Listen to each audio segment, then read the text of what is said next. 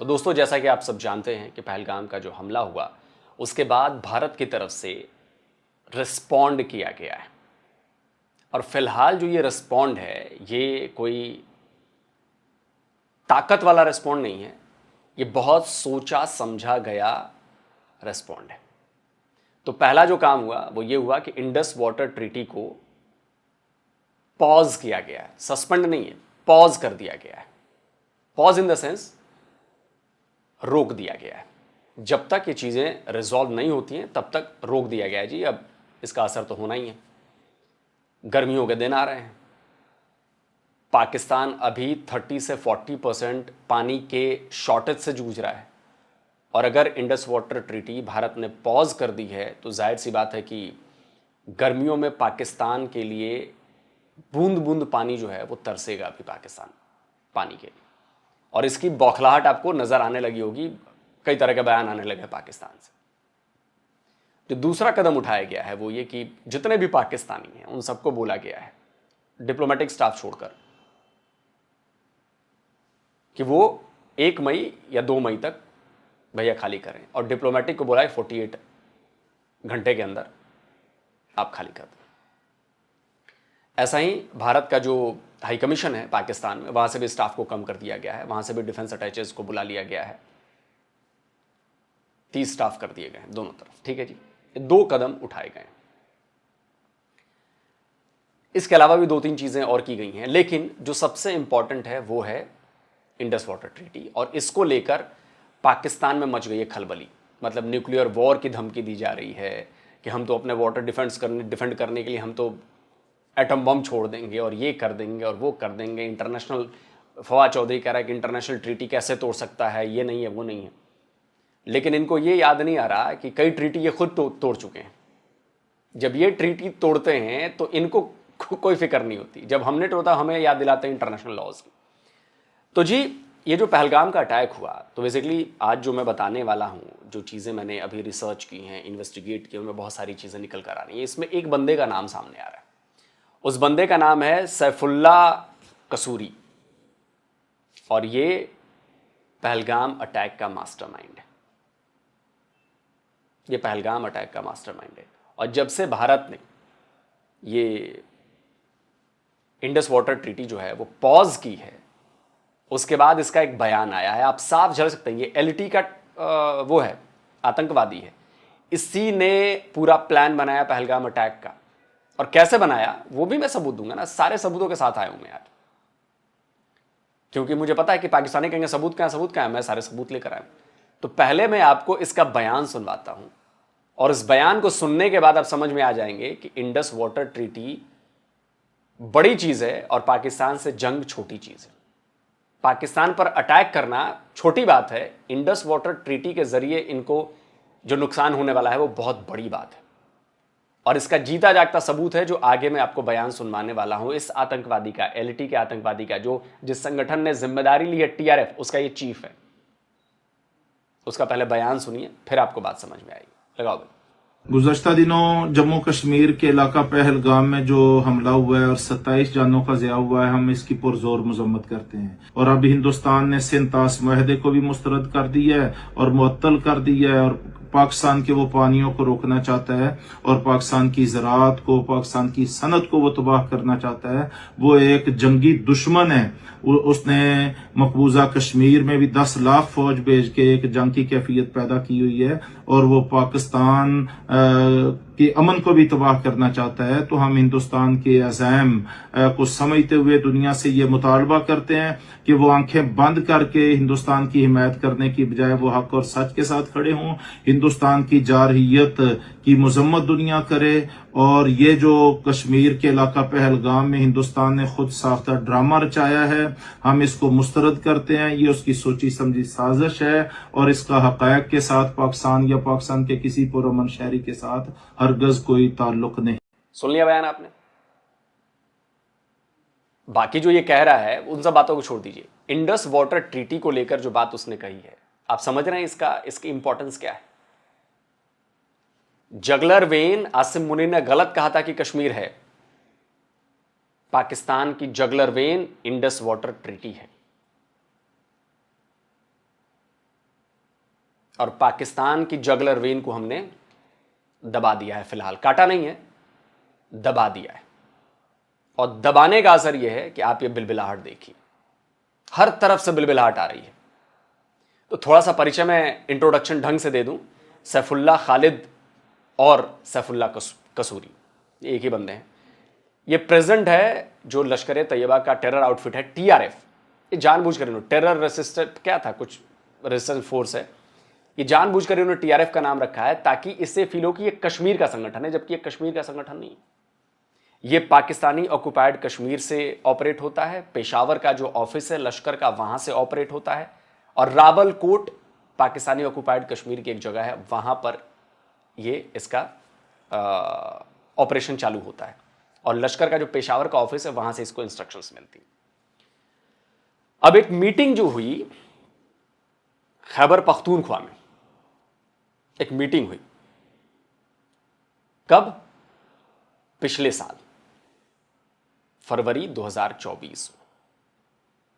और उस मीटिंग में फिर से कश्मीर का राग इसी आतंकवादी ने, जिसका नाम है सैफुल्लाह खालिद, जो अभी ये इंडस वाटर ट्रीटी पर कह रहा है कि हमारा इसमें हाथ नहीं है, आपने ऐसा कैसे कर दिया, हम नहीं हैं, इंडस वाटर ट्रीटी आप कैसे रद्द कर सकते हो। जो ये बौखलाहट नजर आ रही है, इनको पता चल गया है कि अब ये फटने वाली है। तो इसने एक मीटिंग की थी 2024 में फरवरी में खैबर पख्तूनख्वा में। और इसमें उसने कहा था कि मैं वादा करता हूं आज कि फरवरी 2025 को हम ट्राई करेंगे कश्मीर को कैप्चर करने का, फरवरी 2026 तक। और हमारे मुजाहिदीन आने वाले वक्त में और ज्यादा हमले करेंगे। अब पाकिस्तानियों को तो भरोसा होता नहीं है, तो पाकिस्तानियों में तुम्हारे लिए वो वीडियो ढूंढ कर लेकर आया हूं। ये जो लश्कर तैयबा का डिप्टी चीफ है, हाफिज सईद का बहुत करीबी है, ये बहुत करीबी है हाफिज सईद का, और डिप्टी चीफ है। और इसने ये भाषण 2024 फरवरी में दिया था। सुनिए। भाइयों, कश्मीर बहुत जल्द इंशाअल्लाह ला इलाहा इल्लल्लाह का कश्मीर बनने वाला है, बहुत जल्द बनने वाला है। जब 2 फरवरी 2026 आएगा, अगला साल आएगा, अगला रमजान आएगा, मेरे चकदरा के भाइयों, मालाकंड के साथियों, यकीन से कहता हूं 1 साल बाद आपको कश्मीर में भी नक्शे धारे बदले हुए नजर आएंगे। अल्लाह तबारक तआला हमें अपना मुजाहिदाना, सिपाहियाना, बेबाकाना किरदार अदा करने की तौफीक अता फरमाए। तो सबूत दे दिया ना मैंने कि अभी साल भर पहले इसने कश्मीर के लिए किस तरह की बातें की, कश्मीर के लिए किस तरह इसने नफरत पैदा की, और किस तरह इसने कहा कि हम काम करेंगे। ये खुलेआम है, मतलब ये कोई छुपाने वाली बात नहीं है। तो जो लोग कहते हैं ना कि नहीं नहीं हमारे लोग नहीं करते हैं, ये किसके लोग हैं बता दो भाई, ये कहाँ रहता है बता दो भाई, आपके यहाँ का बंदा है, आपके यहाँ करता है, सारी चीज़ें हैं, एक एक चीज़ मैं बता रहा हूँ। अब देखिए जी, बेसिकली जब क्या हुआ कि 2019 में भारत ने जो फैसला किया, जब इमरान खान प्रधानमंत्री थे और भारत ने फैसला किया कि हम 370 को, आर्टिकल 370 को एब्रोगेट कर, हम हटा रहे हैं। उसके बाद से इनकी ऐसी कमर टूटी और पाकिस्तान को जो आइसोलेशन हमने शुरू किया था, उसका असर पाकिस्तान में दिखना शुरू हो गया था। पाकिस्तान को हमने ऐसा आइसोलेट किया कि पाकिस्तान में आटे की कमी हो गई, पाकिस्तान की इकोनॉमी खराब हो गई, डॉलर का रेट 300 के पार चला गया। इससे पाकिस्तान में बहुत बुरी हालत हो गई। तो जाहिर सी बात है, इतनी बुरी हालत लगे खाली पेट बंदा लड़ तो नहीं सकता ना। तो पाकिस्तान की सरकार और पाकिस्तान की आर्मी की तरफ से थोड़ा पॉज हो गया मामला, उधर इनको नहीं किया। तो ये बौखला गया, ये पागल हो गया ये बंदा, क्योंकि इसको तो आदत है पैसे मिलने की, खाने की, अय्याश आदमी है ना, अय्याशी करने की। तो इसने धमकाना शुरू कर दिया। आप सोचिए, इसने पाकिस्तान की सरकार को धमकाना शुरू कर दिया कश्मीर का नाम लेकर। इसका भी सबूत देता हूं। बिना सबूत में कोई बात नहीं करता पाकिस्तानियों, बिना सबूत में कोई बात नहीं करता। तो इसने पाकिस्तानी गवर्नमेंट को खूब गालियां सुनानी कर दी और बोला कि अगर तुमने हमारे ऑपरेशन कश्मीर में करने बंद किए, हमारी फंडिंग, बेसिकली कहने का उसका मतलब था कि हमारी जो फंडिंग तुमने बंद की है, इसका तुम्हें बहुत नुकसान उठाना पड़ेगा, क्योंकि वो लोग बलूचिस्तान में और खैबर पख्तूनख्वा में ऐसे ऐसे करेंगे, ये करेंगे, वो करेंगे। तो इसमें कोई शक नहीं कि अगर फंडिंग रुकी और बलूचिस्तान में जो कुछ भी हो रहा है और खैबर पख्तूनख्वा में जो कुछ भी हो रहा है वो इसी का किया धरा है, क्योंकि इसको तो फंडिंग लेनी है। और इसने उस वक्त बोला था कि बलूचिस्तान में धमाके होंगे, बलूचिस्तान में ऐसा होगा, खैबर पख्तूनख्वा में होगा, और ये दोनों जगहों पे हो रहा है। ये किसी इंडियन नहीं बोला, ये पाकिस्तानी बोल रहा है। और तुम लोग जो कहते हो कि इंडियन कराते, तुम्हारे हमारे बंदे को एक स्टेटमेंट ऐसी दिखाओ किसी को बोलते हुए, तुम्हारे बंदे की तो मैं दिखा रहा हूं, लगाओ भाई क्लिप। कि हमारे बदनसीब हुक्मरान ये आलमी प्रेशर का शिकार हुए, आलमी प्रेशर का शिकार हुए।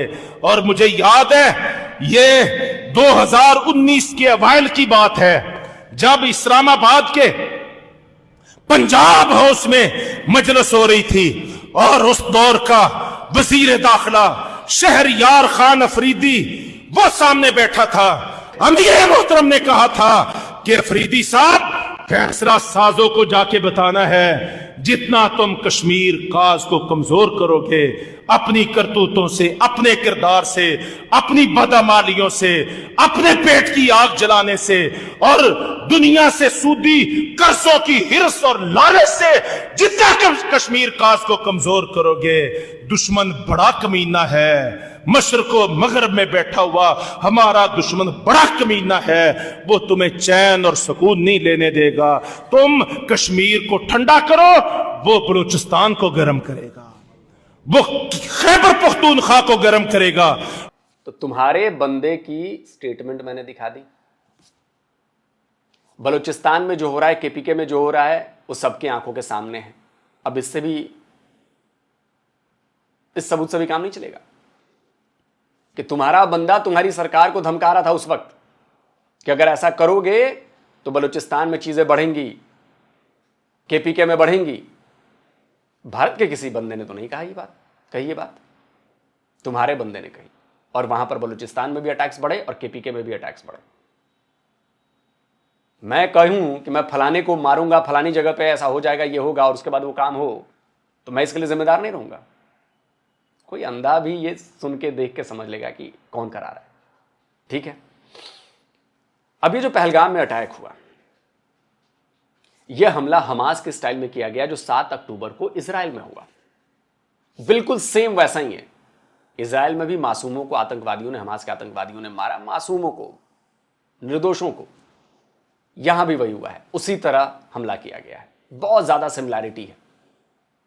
और यह बंदा सैफुल्लाह खालिद उर्फ सैफुल्लाह कसूरी, यह बंदा पिछले साल अगस्त में हमास के आतंकवादियों से जाकर कतर में मिला था। अब आप कहोगे कि मैं ये झूठ बात बोल रहा हूं, इसका भी सबूत दूंगा। बगैर सबूत में कोई काम नहीं करता। पहला लगाता हूं, ये प्रिंट की रिपोर्ट है, आप जाकर रिपोर्ट देखो, डेट पढ़ लेना जरा, 2024 की है, अगस्त की है। डेट पढ़ लेना ढंग से। इस खबर में बताया गया है कि सैफुल्लाह खालिद जो है, उसने हमास के farmer political bureau chief Khalid मशाल, जो कतर में था उस वक्त, उससे 2024 अगस्त में मुलाकात की। खबर दिखा दी मैंने आपको। अब आप कहोगे कि ये तो इंडियन मीडिया है। वैसे द प्रिंट को हम जो भी है समझ लीजिए, बाकी लोग समझ जाएंगे, इंडियन मीडिया है। लेकिन मेरे पास उस मुलाकात की तस्वीरें भी हैं। अब ये मत कहना कि एआई से बनाई तस्वीर है, ये पूरी दुनिया ने देखी है उस समय, रिपोर्ट भी हुई है। ये देख रहे हैं 2 लोग आप, ये हमास का हेडक्वार्टर है जहां पर ये मुलाकात हो रही है खालिद मशाल से।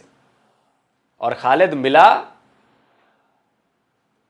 सैफुल्लाह खालिद जो है वो मशाल से मिला, और जो इस्माइल हनिया मारा था उसके लिए उसने संवेदनाएं व्यक्त की, और वहीं पर उसने कश्मीर की बात की, और वहीं पर हमास के इस आतंकवादी ने इसको आइडिया दिया कि देखो कश्मीर में ऐसे ही अटैक करो। और साल भर भी नहीं बीता, मतलब साल भर बीत गए, साल भर भी कहां बीता, अगस्त 2024 की बात है, अभी तो अगस्त 2025 आया भी नहीं, साल भर भी नहीं बीता और हमास वाला अटैक ही पहलगाम में हुआ है। तस्वीरें लगाओ भाई, ये तस्वीरें लगाओ, ये तस्वीरें देखो ध्यान से। ये 2 बंदे गए थे, इनमें से एक बंदा सैफुल्लाह खालिद है, जो अभी डर के रिरिया रहा है कि इंडस वाटर ट्रीटी क्यों कर दी और हमारा इससे, इस हमले से, हमारा पहलगाम हमले से कोई ताल्लुक नहीं। आप समझ रहे हैं? यह है डर, और यह डर कायम रहना चाहिए। और यह डर अभी और बढ़ेगा। लड़ाई हमेशा मिसाइलों, गोली बंदूकों, टैंकों और फाइटर जेट से नहीं जीती जाती। लड़ाई यहां से जीती जाती है, और यह लड़ाई पिछले कई सालों से चल रही है। आप पैटर्न देखो, आप आइसोलेट किए गए डिप्लोमेटिकली, पूरी दुनिया में आपकी थू-थू हुई, आपकी फंडिंग बंद हुई, आपको बस उतने पैसे दिए जा रहे हैं जिससे आपकी सांसें चल सकें। और जब फाइनल अटैक होगा ना, तो आप कुछ नहीं कर पाएंगे। आप उस मछली की तरह हैं जिसको पानी से बाहर निकालकर एक एक बूंद डाला जा रहा है, ताकि तब तक जिंदा रहो, जब मरोगे तो तुम्हें एहसास हो कि तुमने क्या किया और किस तरह से मरोगे। तो ये मैंने आपको सबूत दे दिया, और मुझे देखकर हंसी आई कि लश्कर तैयबा का इतना बड़ा आतंकी, कलमा गो आतंकी, बिलबिला रहा है कि हमने ये नहीं किया है और हमारा पानी क्यों बंद कर रहे हो। मैंने बोला ना, पानी बंद करना ब्रह्मोस मिसाइल मारने और पूरा फुल वॉर करने से बड़ा कदम है। तिल तिल कर मरना किसे कहते हैं, आने वाले कुछ महीनों में, कुछ साल में आप देखेंगे। जब उससे पानी से फसलें सींची नहीं जाएंगी, जब अनाज पैदा नहीं होगा, पीने का पानी नहीं मिलेगा, खाने के लिए अनाज नहीं होगा, तब हम भी देखेंगे कितना लड़ते हैं आप लोग। और बाकी लोग जो पानी के लिए हमले का दे रहे हैं, तो इस बार तैयारी पूरी है सर। इस बार इधर नहीं तो उधर। बाकी आप सोच लीजिए, जब जंग होगी तो जाने जाएंगी, हमारी भी जाएंगी, आपकी भी जाएंगी, पर आखिरी दिन तय होगा कि निपटा कौन। ठीक है, तो सबूत दे दिया मैंने। तो उम्मीद है आप लोगों का ये डर कायम रहेगा, और कायम रहना चाहिए अभी, क्योंकि अभी और भी कई सारे कदम उठाए जाएंगे जिससे आपका ये डर, आपकी बौखलाहट, आपकी बिलबिलाहट और ज्यादा बढ़ने वाली है। नमस्कार, जय हिंद। तो अगर आप चाहते हैं मुझसे बात करना, मुझसे कोई सवाल पूछना, तो फैन कॉल पर आप मुझसे कनेक्ट हो सकते हैं। फैन कॉल में ये सुविधा है कि आप अपने हिसाब से वहां पर जाकर टाइम स्लॉट बुक कर सकते हैं कि आपको फलाने दिन मुझसे बात करनी है, फलाने टाइम पे मुझसे बात करनी है। लेकिन ये भी बता दूं कि ये पेड सर्विस है।